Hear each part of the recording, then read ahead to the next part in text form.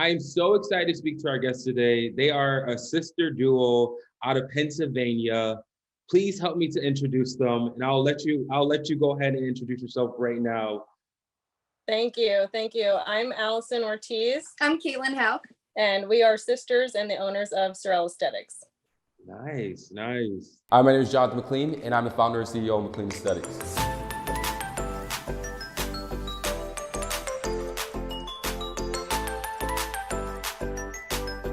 Welcome to the dark side. Let's go.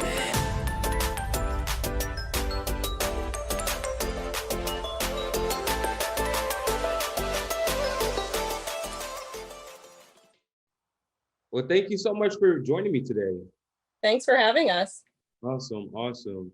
So how is it, now I'm based down here in the South Florida area, and aesthetics is like the mega hub of everything right now. How is aesthetics in the Pennsylvania area? Tell us a little bit about that. So I feel aesthetics here in the Leigh Valley, which is where we're from. I think it's becoming more prevalent and more popular over the last couple of years. Especially I would say more so actually since COVID. I really have seen like a pickup in the industry. Nice, nice. What are some trends that you guys are seeing for your clientele right now? Do you want to do this? Yeah. Okay. So I think a lot of our patients are definitely wanting to do the Botox, and they want to do anti-aging. Everyone wants to look younger. And I don't know if that came from like a lot of, like Caitlin said, during COVID, people are looking at themselves more in a situation like this where they're working on the computer. But most of the things we get, whether it's facials, filler, Botox, everyone wants to work on anti-aging. Nice, nice. That's really, really cool, because I agree with the Zoom and everything. You're seeing yourself all the time. Start seeing your face. You're like, I want to get that fixed. Or someone even told me like they want to have a sense of control with everything's out of control right now. Having a sense of control, they can control what they look like. You know. Yeah, makes sense. For sure, for sure. So let's go back to the beginning. How did you guys get started in aesthetics? Tell us a little bit about that. Yeah, so that's a little bit a fun story. So we've always talked about owning our own med spa together. I was a nurse practitioner for a couple years before Caitlin because she's younger than me. But once COVID came, she was almost done with school, and we were talking about it. And we're like, you know what? I think now is the best time to jump with both feet and start training and all that. So we found our course, and then after that, it was really hard actually to try and find someone that was willing to train you or shadow. So we had to travel for like 3.5 hours because we found a really good mentor. So we did one-on-one training for a couple different sessions with her, and it was amazing. Super cool, super cool. So I know the training is obviously important, very important, but what gave you the confidence to really say, hey, you know, I get a lot of calls from a lot of new providers, and they go through so much training, and I know they're well prepared, you know, with the training that they have, but they just still feel as though they're scared to pick up that needle and kind of go full force. So what gave you guys? Yeah, 100%. So this is actually very interesting. And one of the things that we had, I feel like we felt prepared to jump into this industry with our nursing backgrounds. You know, we were nurses first. We worked in the hospital. We've seen all that. We worked bedside. Then we went into a nurse practitioner, worked in an office setting, had that different experience. And then during our training, through our one-on-one training, it is even actually a question that we had brought up to our trainer, or to our mentor. We said, like, will we ever get to the point where we feel like comfortable, confident, you know? And she said, and this will always resonate with me and always stick with me. She said, there should never be a night where you don't wake up during the night asking yourself the question. She's like, and if there is, you should put down your needle. So that has always been like it's okay to have a little bit of not like a nervous energy, but like it's definitely nerve-wracking when you start, right. But I think a lot of it is also building relationships with your patients. And if you can connect with them, you're definitely less nervous because you're connecting with your patient, you know what they want. And by having the passion to kind of make them look and feel the best version of themselves, it's all worth it. Yeah. For sure. Do you guys suggest cadaver courses, or have you guys took cadaver courses before? Yeah, definitely, Absolutely. definitely cadaver courses, Yeah. because you can really visualize what you're seeing like in a picture, and you can get Yeah. your hands on it. You know how everyone's anatomy then is different. Yeah. And that's actually what you're thinking and visualizing then once you're injecting. Yeah. And I know, like, for myself, in NP school, and I don't know if you had the same experience, but we did get the opportunity to work with a cadaver, because my university did have cadaver labs. So just having like that hands-on experience was so different. And especially for us now as injectors, like we have been like working actually very hard to try and find a cadaver course for us to go do now as injectors, because it's something that we're very, very passionate about. We think it definitely is, anatomy and physiology wise, it's necessary. Yeah, I get a lot of feedback from providers. They always say, tell every provider one thing they could do is take a cadaver course. So yeah, for sure. Yeah. For sure. Yep. I agree. So when we're talking about, because you guys obviously are experiencing in your career right now, but you started somewhere, right? You had to go through that rough patch to get there. Oh, What yeah. advice would you give to new injectors that are looking to break into the field and they're having a hard time trying to get in?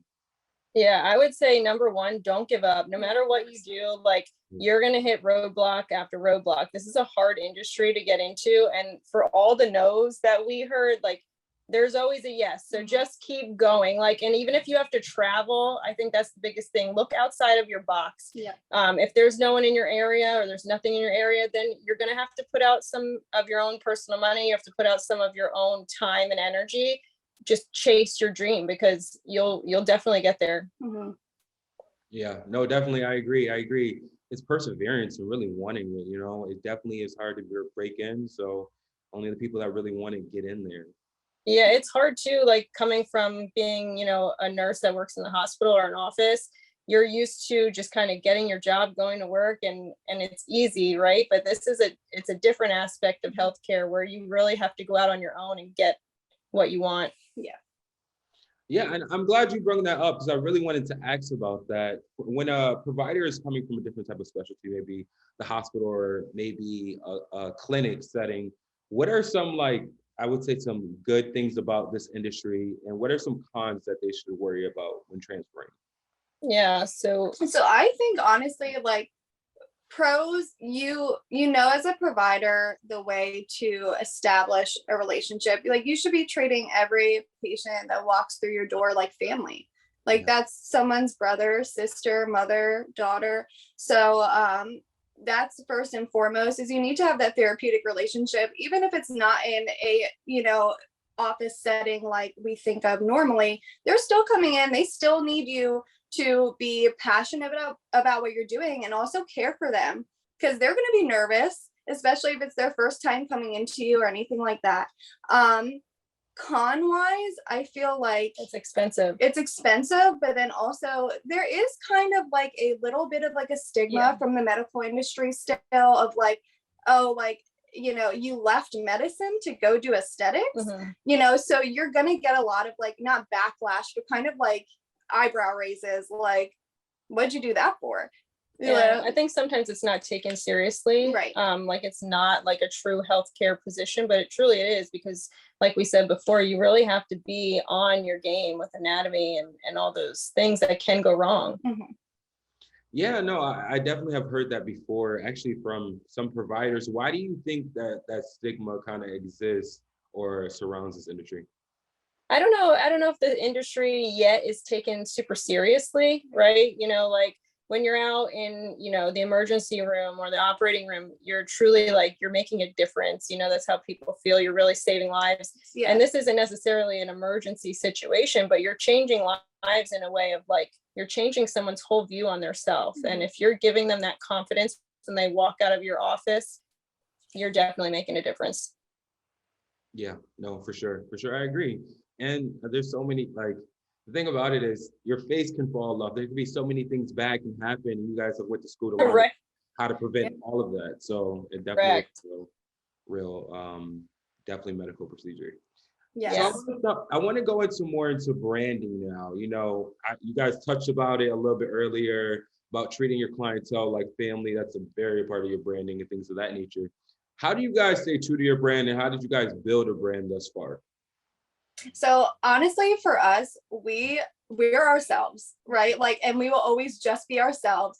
We are very welcoming, and like we have said, because it was so hard for us to get into this industry, we're always going to be like open arms for new injectors and anyone that needs advice and mentorship. Like, we're here for you. Like, come on in. Like, Yeah, that so, and like being sisters, I think yeah. it just like we're super casual, we're laid back. So that's what we want our environment when people come.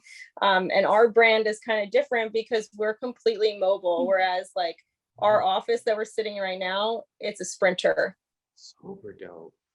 So like that our brand is we're mobile, but you know, we're kind of like a mobile salon. We'll pull into your driveway and kind of keeping with the trend of like right now, this generation wants everything in an hour or two. And now we have the ability to like pull up to your house or to your lunch break and give you your treatments, and then you're be on your way. Do you guys offer all services on the Sprinter? Yeah, so we do Botox, facials, fillers, everything on board here. Parties.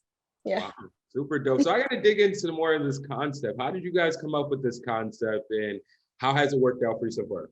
Yeah, so I thought of this concept. I was driving with my husband one day during COVID, and we passed like a mobile groomer, and he and I had been shooting around ideas of like possibly doing like a IV hydration type of clinic.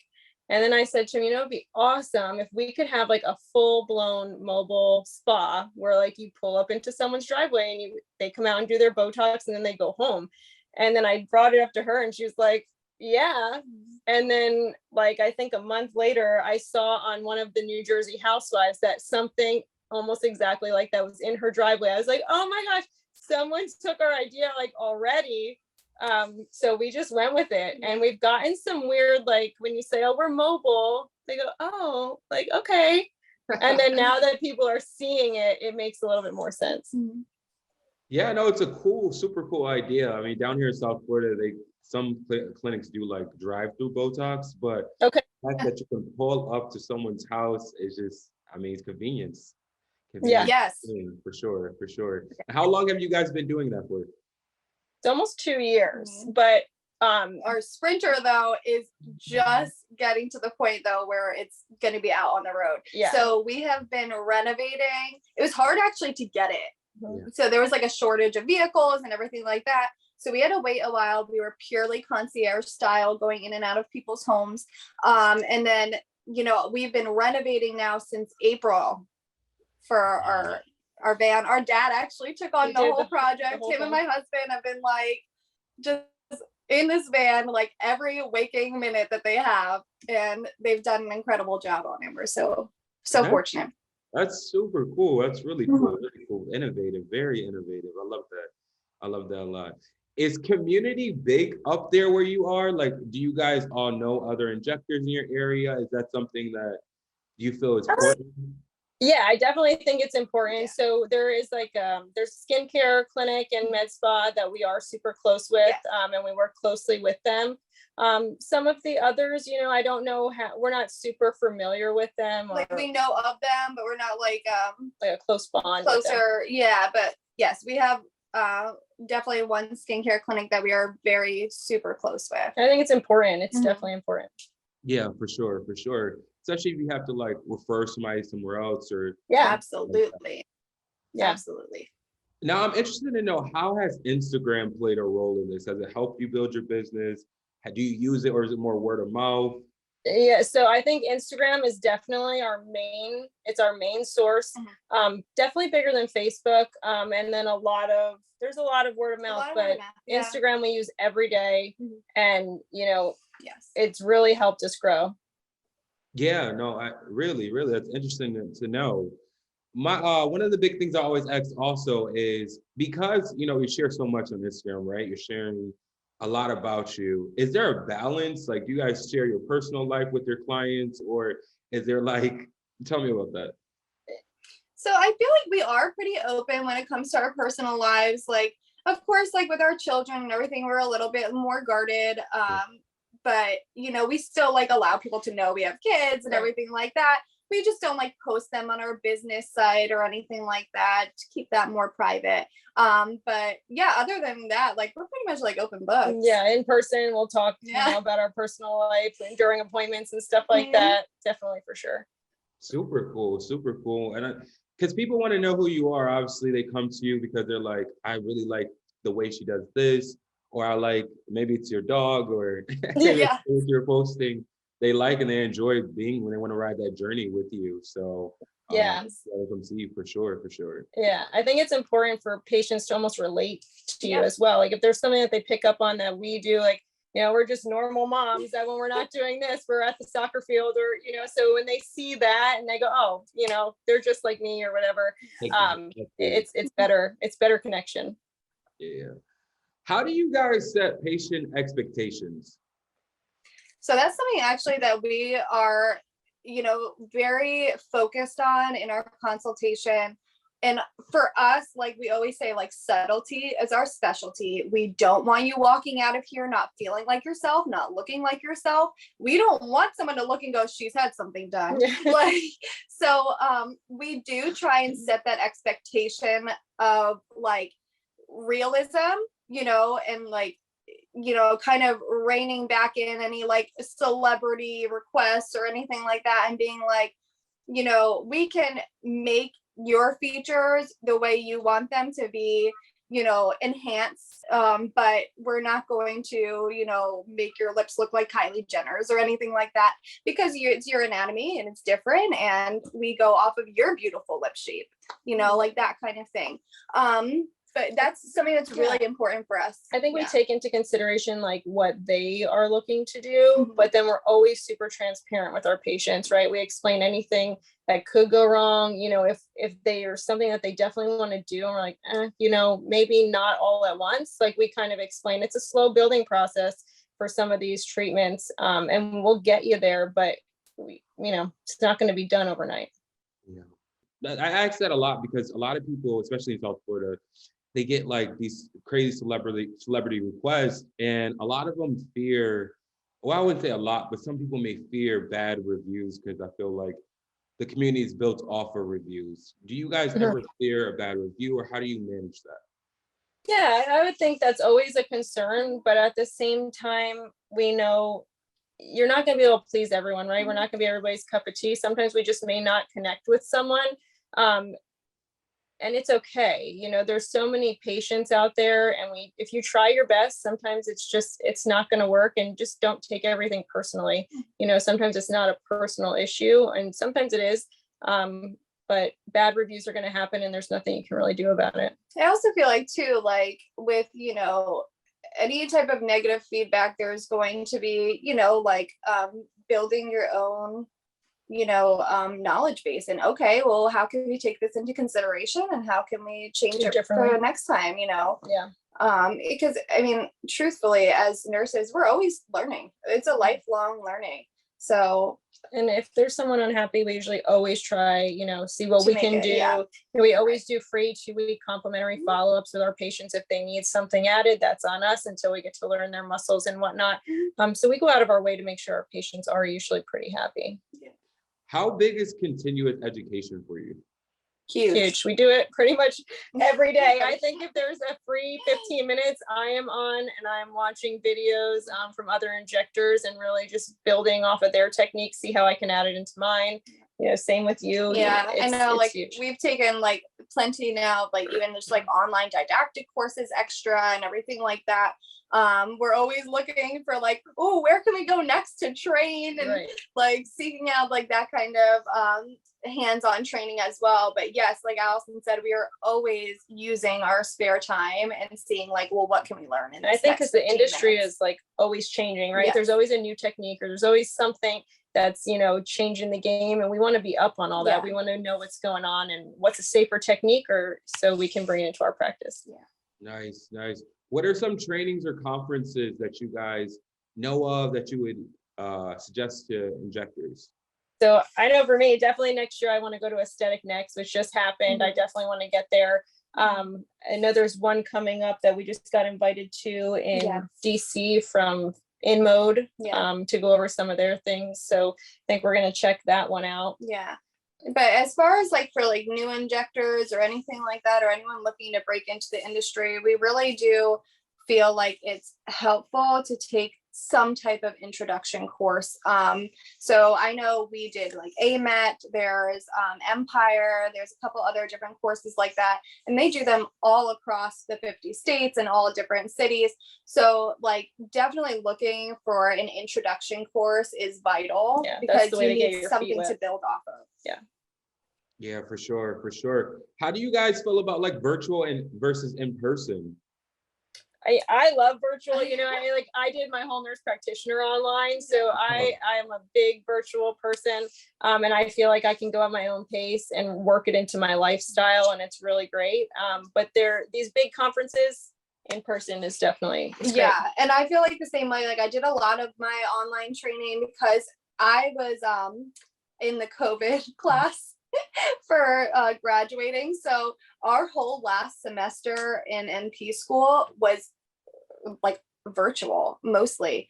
And, you know, we just went back, I think 6 weeks before I graduated, just to finish clinical rotations because it was required by the state. But I do believe in virtual learning. I think it's great, but I also, like Allison said, like I think hands-on like training is necessary as well. That, and just to connect with other injectors, you know, get to know them rather than just see them on Instagram. Right. That's very true. That's very true. Who are some people that you guys follow on Instagram that are great sources, provide great info, things of that nature? Oh man. So we have to shout out our mentor. So Beauty by Brit NP. Yeah, Brittany Wilson. Brittany Wilson. We do Talk to Josh, Injector Bunny. Yeah, Erica Berry, top, hands down. Like we are always doing her training videos. And Shelby Miller for sure. Yes, definitely. Aesthetic injector out there in, is it Utah? Yeah, she's awesome. Yeah, I love them all. I'm gonna actually put things down here so you can go ahead, so other people can go ahead and find them and things like that. My last question I always like to ask is, can you give me one highlight of your career that you're most proud of so far? This.